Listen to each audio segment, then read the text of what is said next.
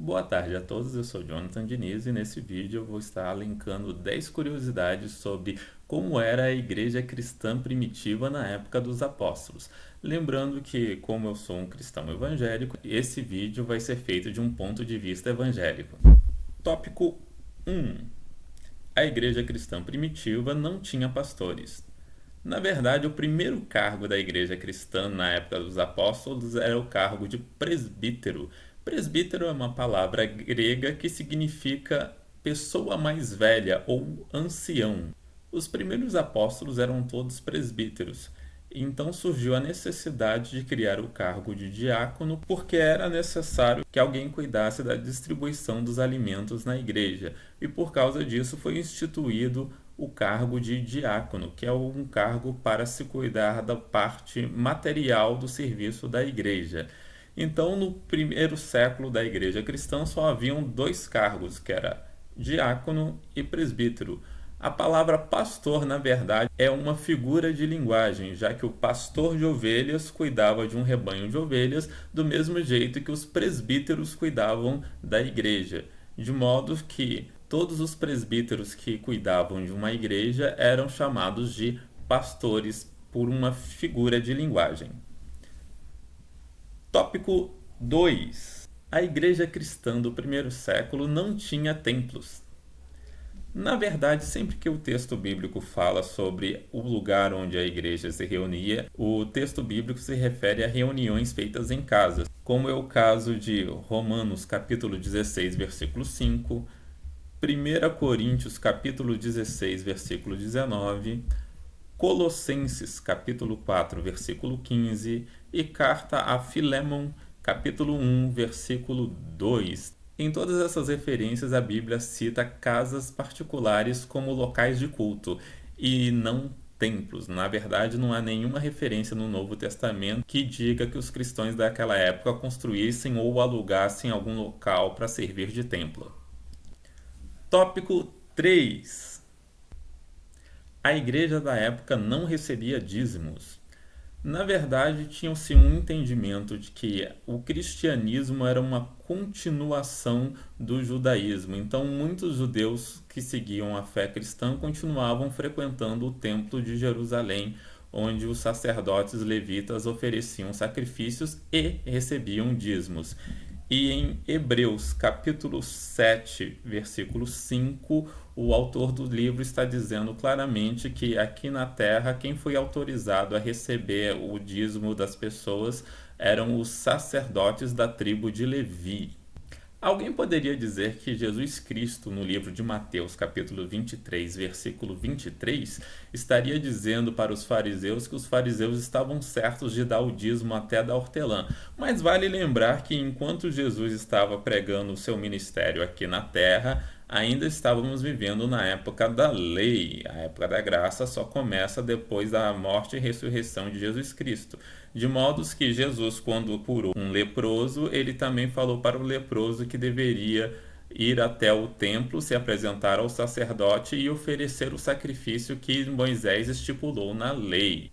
Do mesmo jeito que disse que os fariseus deveriam continuar pagando o dízimo da hortelã, visto que, naquela época, a lei de Moisés ainda estava vigorando. A partir da morte e ressurreição de Jesus Cristo, não existe nenhum texto no Novo Testamento que fala que os cristãos recolhiam dízimo.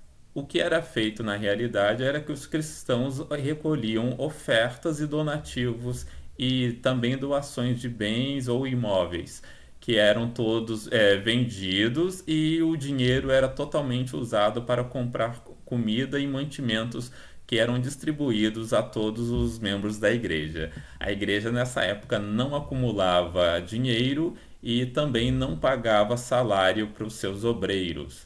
É, Alguém poderia dizer que a Bíblia diz que o obreiro é digno do seu salário, mas vale lembrar que quando a Bíblia está dizendo que o obreiro é digno de sua recompensa, na verdade ela quer dizer que aquele que cuida do serviço da igreja, ele deveria ser mantido pelos fiéis da igreja. Esse ser mantido pelos fiéis da igreja estava mais relacionado a receber casa, comida e roupa lavada do que propriamente receber uma quantia de dinheiro todo mês.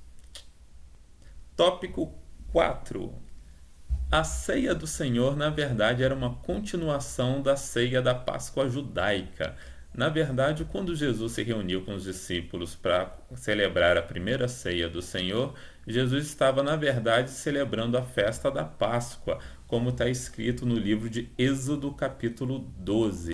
A ceia do Senhor, que era celebrada durante os primeiros anos da igreja cristã, era uma ceia na qual todos os membros da igreja se reuniam em uma grande mesa e confraternizavam, comendo todos juntos em comunhão.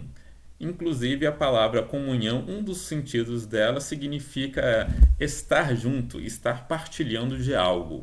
A ceia da igreja primitiva era uma grande reunião na qual todos contribuíam com alimentos e esses alimentos eram postos na mesa e todos os membros da igreja comiam e bebiam juntos. Não era apenas um pedacinho de pão e um cálice de vinho. Visto que o apóstolo Paulo, na carta de 1 Coríntios, capítulo 11, ele está falando que a igreja da cidade de Corinto, quando se reunia para comer a ceia do Senhor, uns acabavam comendo demais e se embriagando com vinho, e outros que chegavam mais tarde acabavam passando fome. Ora, analisando esse texto, fica claro que a ceia que se fazia naquela época era uma grande confraternização com comida e bebida. E isso nos leva ao próximo tópico da nossa lista, que é: os cristãos da igreja primitiva consumiam bebida alcoólica. Visto que no mesmo texto de 1 Coríntios 11, o apóstolo Paulo está citando que quando a igreja se reunia na cidade de Corinto, enquanto uns tinham fome, outros se embriagavam. Se embriagavam, lógico, com o vinho da ceia. E como é que alguém iria se embriagar com o vinho da ceia se o vinho da ceia não tivesse álcool? E tópico 6. Muitos cristãos da época realmente acreditavam que o cristianismo era uma continuação da religião judaica, por isso muitos dos cristãos que eram de origem judaica, eles continuavam guardando os sábados e também tinham o costume de as mulheres orarem nas igrejas usando um véu para cobrir a cabeça. Além disso, muitos cristãos de origem judaica também tinham várias restrições sobre quais tipos de alimento poderiam comer, como está escrito em Romanos capítulo 14, versículos 5 e 6.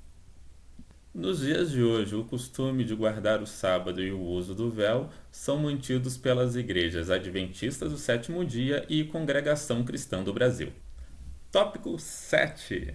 Todo mundo sabe que a forma correta de um evangélico se cumprimentar é com a paz do Senhor, correto?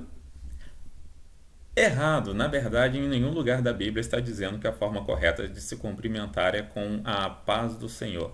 Na verdade, a Bíblia não fala sobre como deve ser feita essa saudação.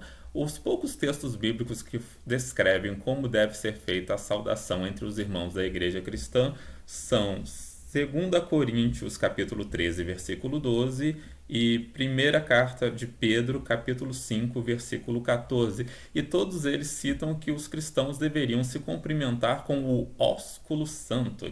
Para quem não sabe, a palavra ósculo significa beijo.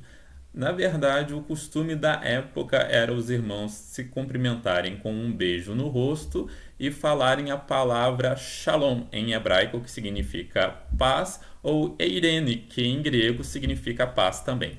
E nos dias de hoje, a igreja que mantém o costume de se cumprimentar com um beijo é a Igreja Congregação Cristã no Brasil.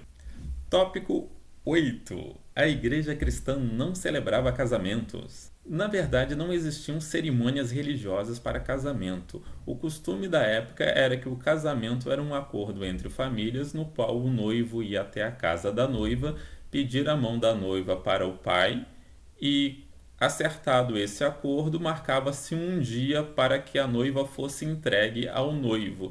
E no dia da entrega era feita uma grande festa para comemorar, mas nenhuma cerimônia religiosa. Portanto, a igreja cristã do tempo dos apóstolos não celebrava casamentos porque casamento não era considerado uma cerimônia religiosa.